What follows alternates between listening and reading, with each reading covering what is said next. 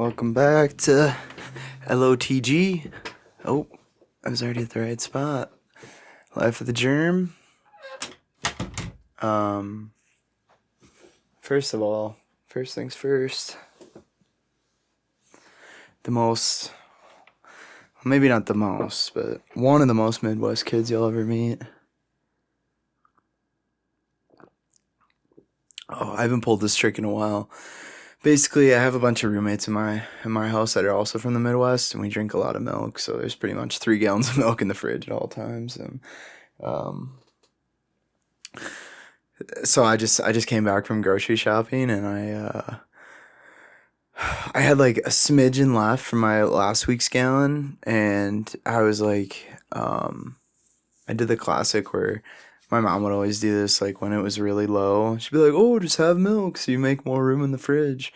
And then like you literally just end up drinking a glass of milk with like, I don't know, I like I'm all talk about the milk, but in reality, like I usually never drink it like alone like this. Like it is one of the best palate cleansers if you're like eating a meal and you like to like drink stuff with eating meals. It's like one of the best things you could drink to just like cleanse the palate, and then like every bite feels like it's like hitting again for the first time, it's like so good. But yeah, so I got my whole milk here. Dude, I'm gonna be real. I think I've worked 14 days straight. Do I look like it? Do I look do I look crazy yet? Dude, honestly, man, I was thinking about it today, and it's like I I used to dread like going into work on like the weekends and like doing this, doing that. But now it's like this obsession that I just like can't. I, it's it's like cuz every day that passes you're like, "Wait, but it's not progressing then." So it's kind of like this addiction. Like the only thing I can compare it to, cuz I've been very good in my life about like not becoming dependent on anything, right? For like happiness, whatever. Like it doesn't matter. Release. Like in all the things I am dependent on, I feel like they're pretty healthy for the most part. Like running, exercise, for example. Like I feel like if I'm definitely dependent on those things to like for my mental health, but I feel like that's one of the best things you could depend on for your mental health, like cuz ultimately you have to be dependent on something, right? It's just a matter of like what you pick to be dependent on. And but one thing I will say I was addicted to when I was a kid were the video games. I would be so like I'd get so locked in, especially even now, like Call of Duty Zombies. I like just classic game, and I will never get sick of COD Zombies. It's just the best. Like just the thought of like zombies in general is just so cool, and they like put it in like part of the game mode of the game. Like it's just a great kind of thing. But yeah, excuse me if you hear that. That was the milk. Yeah, you can see got a fresh chop. I really like it. I'm gonna be honest. Like I went from this fade to doing all this fancy stuff. I still I really like how the sides are. I feel like he kind of took a little too much out, more than I would have liked off the top. But honestly, like that just means I won't be coming back there for like months now, because I'm just gonna let it kind of get shaggy like it was before. Um, but it honestly feels so good. Like this is a cut I had in like 5th grade. And I remember looking at my yearbook picture and being like, that is the worst cut of all time. And now like here I am with it, and I'm like, it's just something so simple about like you're not doing all this fancy crap. All I'm doing is I wake up, shower, and when it gets longer, I'll put some stuff in it to like obviously so it doesn't like fall on my face all day.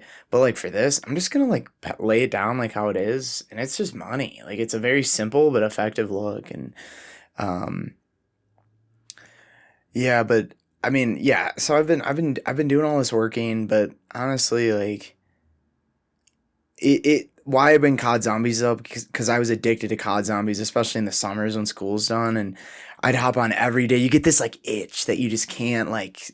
You're like, oh, it just like it feels so good. I definitely so addict, like, like that is what an addict is. And honestly, like, we're it's it's funny because all my friends here, like, you're going back to work again, man. But it's like it's just interesting because I remember when I first entered grad school, I told myself I'd never call it work.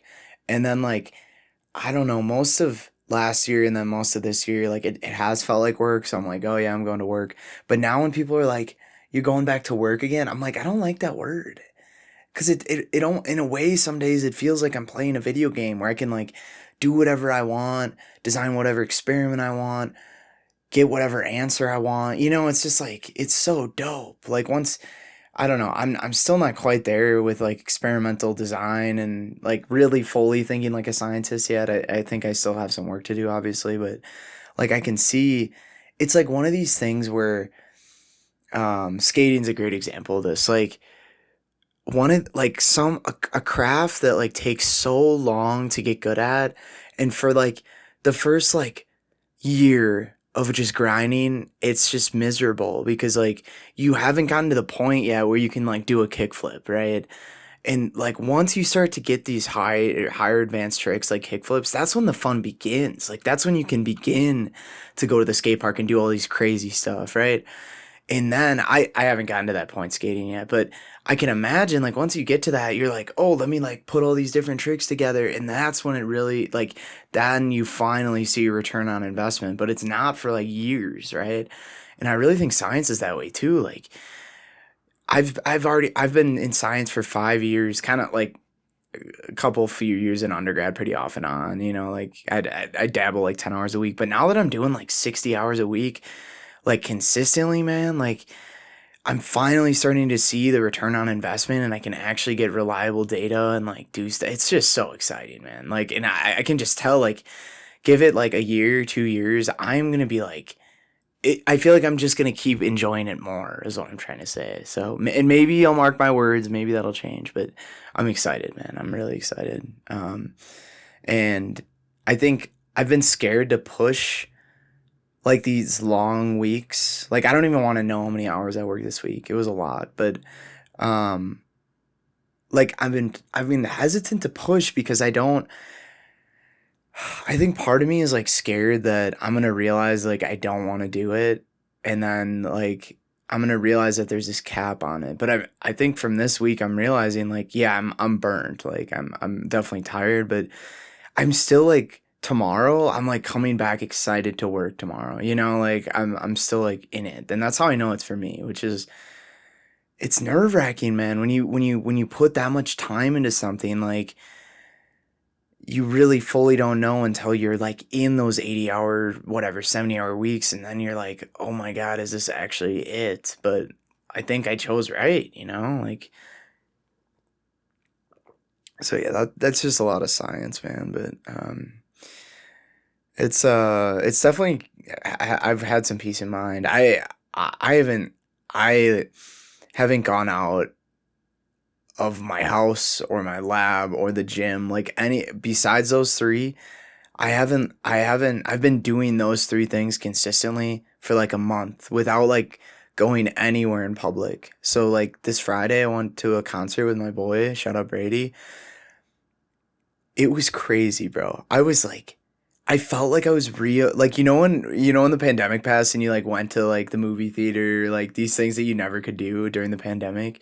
I went, and that's exactly how I felt. I looked around, I was like, holy crap, I'm a nerd. Like, I haven't seen the light of day in weeks, like, and it was just great. I got to cut loose. Like, I was just, like, talking to random people because I was like, they seem kind of cool. Let's go to her. Let's go to them. Like, it was great. But yeah, and then last night I went out, celebrate my friend's birthday. Um, so that was also really fun. Like, kind of a wild night. And I'm not gonna get into it on here, but um, part of what happened last night kind of brought me to, I think, get to the point where I'm at with the episode here, with the wisdom of the week. And I wanted to touch on that a little bit because And I'm going to show you guys this flashcard quick. Because I've been thinking about this. Okay, I have something under this that I don't want you to see. But see that? I think you can see it. Grace equals loose. You can see my fancy writing. So what does that mean? Because I've been thinking about this a lot. I've had this title. Basically, you can like make drafts in the app that then I upload to you guys on, and you can you can kind of just save like placeholder drafts. So I'll like save different titles for different ideas. And I've had this one loose on there for a while, but some of them, sometimes you gotta let them kind of sit and cook a little bit before you can fully. I think it depends. Like I have to be in the right place in my life to be able to talk about it too. Like there's a lot of things that go into it, and yeah. But this idea of loose, I really like this word because it's like this feeling of like kind of how I'm sitting now, where it's just. I don't always feel this way, so there's some days you feel tense, so tense. And I know you guys know what I mean. It's just like you go into the day and you're just like stressed out, but then there's other days where you go in and you're just like this. You're just like every muscle in your body is relaxed. You take this deep breath and it doesn't feel like there's all this weight after you release it. Like it's just like it's so light and airy and loose, man. It's so hard for me to describe it. And I tie this in with grace because I think a lot of it, how you get this feeling, because this is the feeling that I try to chase, right? Because it's like you walk into any social situation, anything at all that you might have like anxiety or anxious thoughts about. And if you can stay in this loose kind of feel, there's just no way it can go wrong, man. It's so crazy. Like I think in grad school, what I used to do a lot when people would like ask me scientific questions, I still do this if I'm kind of in this like kind of tensed up mood, is they'll ask me like questions related to my research. I'm like, I used to like get nervous about it, right? Because I'm like, I don't know if I'm gonna know it, even though in reality it's like you're not gonna know it all, right? But I get really tense when they ask, and then immediately like first thing they come to my mind, I'll just like blah blah blah, and then just blurt some BS that might not even be what they were asking or that the right answer at all. But like when I'm in this mindset of like this, like everything's just so patient, I feel like people more often mistake me for being high. I think just in general, people think I'm high like 24/7.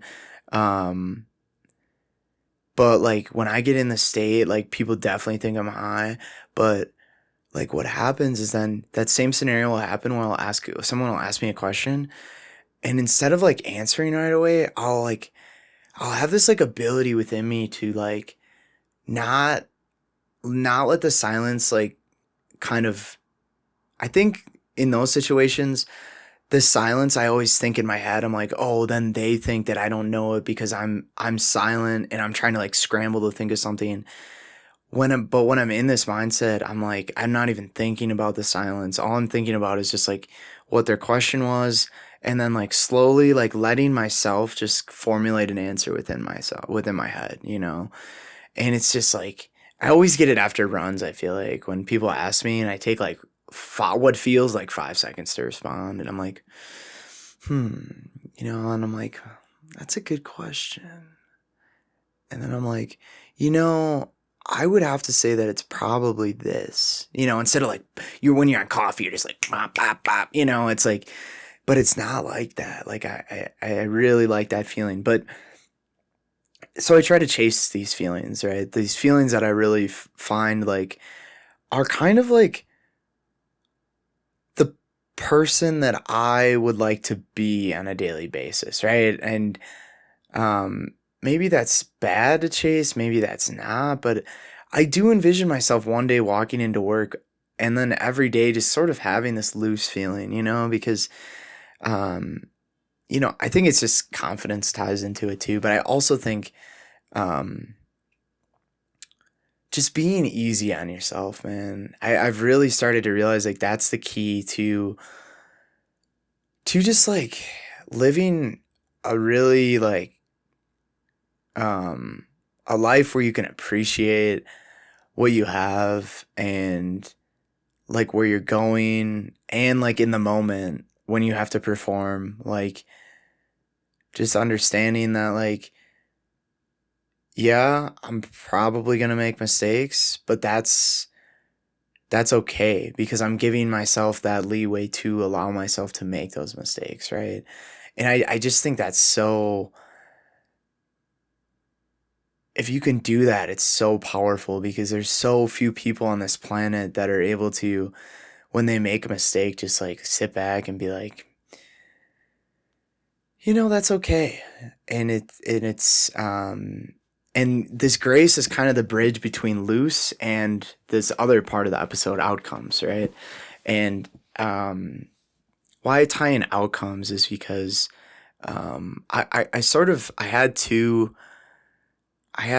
I had two draft episodes sitting. I have like 20 drafts sitting there, kind of like trying to like better flush out the idea that I want to present to you guys. And um so I had loose sitting there, but I also had this other idea. And then that flashcard really like brought them both together. And the other one was um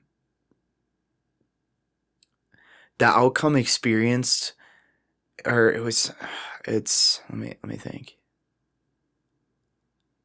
The outcome experienced was the one that was meant to be had. And I was about to run with that one actually today, and be like, this is the longest title on Life the Germ ever. Because it would have been like a 15-word title. And I usually like to keep the episodes to like, you guys know, like 2 or 3 words, like short. If I can even do one word, it's even better, like short, concise, to the point. I think that's kind of how I like delivering my titles to these episodes. And um but like how so the outcome experience was the one that was meant to be had. I shortened to just outcomes because I think that's kind of summarizes the same thing of what I'm getting at. In that it's kind of like a, oh my god, how did I think of this? Wait, do you guys remember in math class? This might have just been like a Wisconsin thing, but it was like a, oh, in like elementary school math class, they would do these um like like machine kind of deals where just hold on, where they basically like put an equation in the machine. Oh my god, dude, this was so crazy. So you'd have like an input number, right? So say I input 3, and then you'd also have an output that comes out of the machine as like 11. And it was, I think now looking back, as in like now that I've taken all this math class, it was kind of to like get you thinking algebraically about like plug and chug and trying to figure out like how to like solve for x, right? And like, it would be like 3 in, 11 out, and then like you'd have to figure out what that machine in the middle like was converting the number to, like what was it doing to get to 11, right? And you'd essentially derive that you were just like, oh, +8. But then as you go to high school and middle school, you realize like, oh, that was like an x plus 8. Like that was just like a y equals x plus 8 type thing. And like 3 was the x plus 8 gets you 11 y on the out. But basically how I'm why I bring this up is because like I think the input here is, yeah, the input is grace, right? You're inputting grace. Wait, maybe this analogy doesn't work because I'm trying to think of like what you would input in this case. Um, because it's grace, outcomes, and being loose. Because like in a way, I feel like they all sort of lead to the, like it's kind of like a domino effect, like because you have Um, just hold on. Because you have grace for yourself, then you're able to sort of be comfortable with the outcome, right? And because of that, you're also able to feel loose, right? So I'm trying to think about how to frame this in a way that makes sense, but I'm not. Let me take a sip of this milk.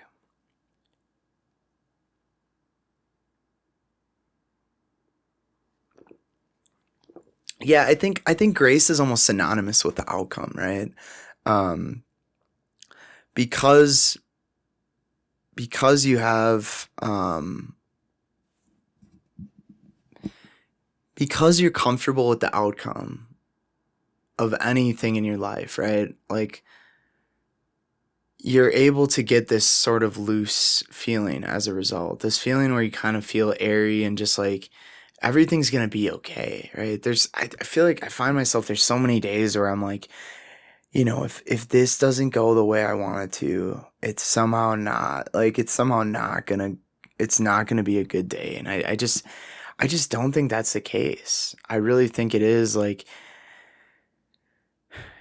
if you have grace, you will be comfortable with any outcome that you can imagine, which is going to cause you to have this like really loose and just relaxed feeling about things. And um it's so much easier said than done though. It really is. And I think it's like a trained thing. Like it's cuz so often I feel like if I knew like I talked about in Realize, like it was if I knew it was a if I could see it, if I could see that I wasn't being graceful to myself, I could like recognize it and correct it, right? But there's so often I think when I'm like at my job or I'm like just doing stuff that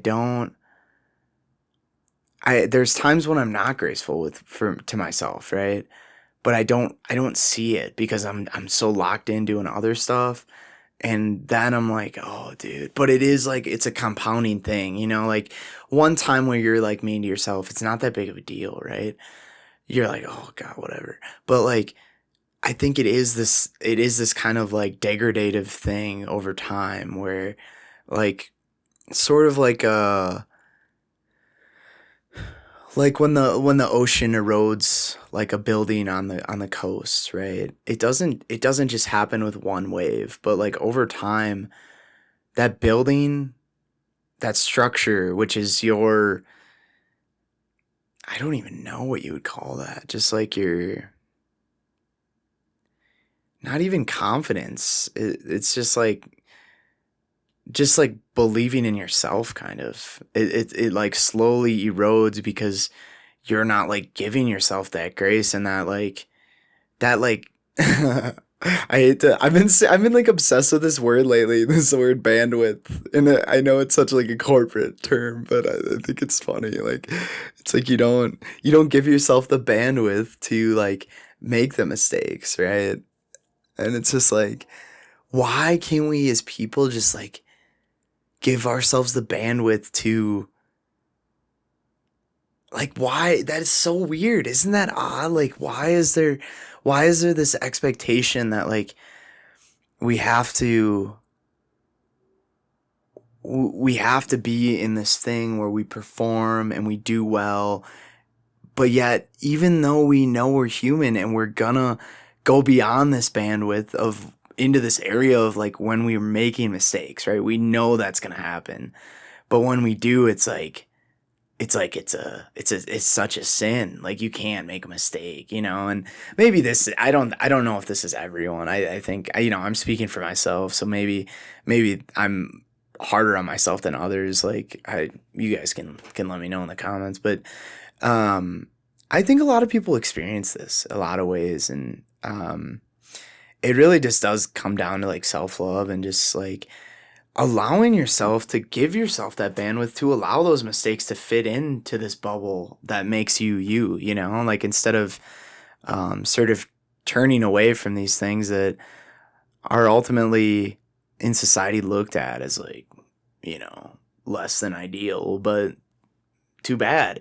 I think part of it is like this is a weird thing too, but like part of it is like I almost feel obliged to sort of beat myself up over it a little bit just to show people that I care about it. Somehow like that's like justified in my mind. I don't know if that rings a bell for anyone, but it's like because if you do get mad at something that like the person can see that you care. Whereas you have this mindset like I was talking about earlier where if you allow this to allow yourself to you give yourself this grace, right? You make a mistake and ideally if that might how this is supposed to work on paper is if you have that, you make a mistake and then it goes, you know, this would be my inner dialogue when that would happen. Oh, Jeremy, like, you know, it's not that deep, man. You made a mistake. It's not that big of a deal. Let's go get the next one. And then before you know it, you make the mistake and you're smiling, you know? And people and this is the thing, I think because it's so revolutionary, it just totally breaks social norms. Like could you imagine making a mistake and you smile? Like people would look at you like you're fucking crazy. And that's the thing. It's like people think people are going to think that and this is another thing. Maybe I shouldn't care what that person thinks, you know? Like cuz they're going to think, "Oh, he doesn't care." Honestly, they probably think the opposite. If you're smiling after a mistake, they're probably like, "Dang, this person really doesn't give a crap about this," you know?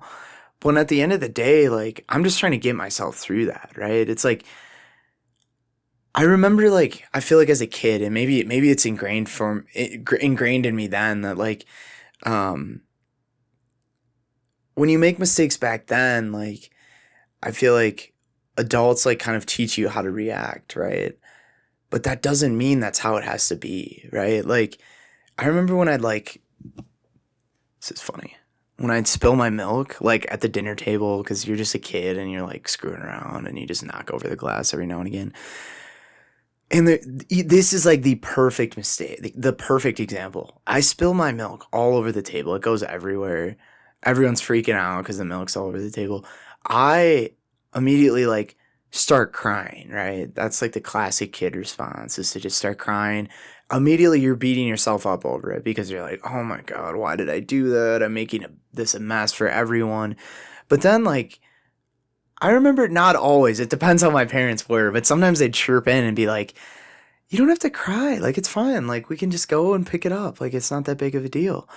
And I think it's the same logic in but then there's other times when I find myself making mistakes and I'm like, "Oh, it's fine, Jeremy. It's fine." And then some outsider comes in, whether that be, you know, like I don't know. It doesn't even I don't even have to name names. Just like in like someone from the outside comes in and then they go, you know, I'm like smiling. I'm like, "Yeah, we'll get it next time. It is what it is."